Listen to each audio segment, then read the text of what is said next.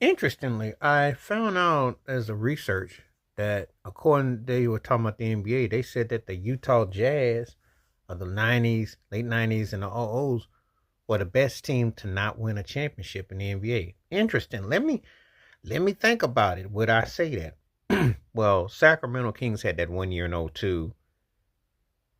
You could make a case probably they won them. But then when you think about the other teams that didn't win, I don't know if I really say the Denver Nuggets or the '00s. I'd be hard pressed.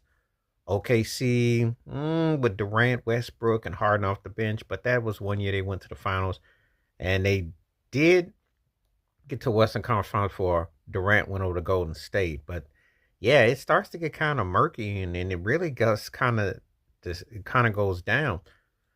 Well, the Utah Jazz might have been the best team that didn't win a chip from the '90s '00s onward. If you get down to Stockton and Malone and their dominance in Jerry Sloan's coaching, you probably do got a valid point there. And when you think about it, because um, they were dominant.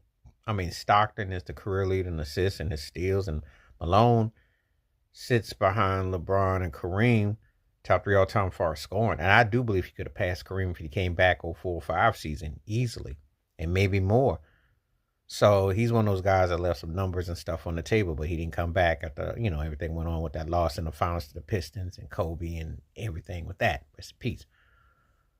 And I was trying to think really hard, but I was tying it to the '90s '00s on where I wasn't saying the '80s because there's a lot of teams I could have said. But yeah, if I go over the last 25 years, they were probably the NBA team that should have won that didn't win.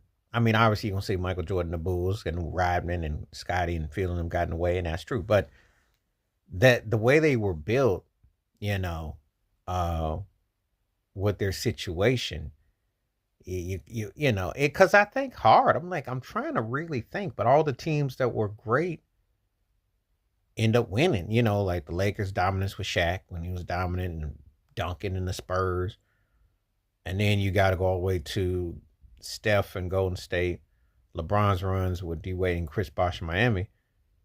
And so when you come all the way through that pipeline, and I'm thinking about the teams that represented, the teams that, um, yeah, I'd be kind of hard pressed to think of another NBA team that should have won that didn't that should have won to match Utah's depth. Because the Stockton and Malone thing or Jerry Sloan, they probably the best team the last 25 years that didn't win a championship. Yeah,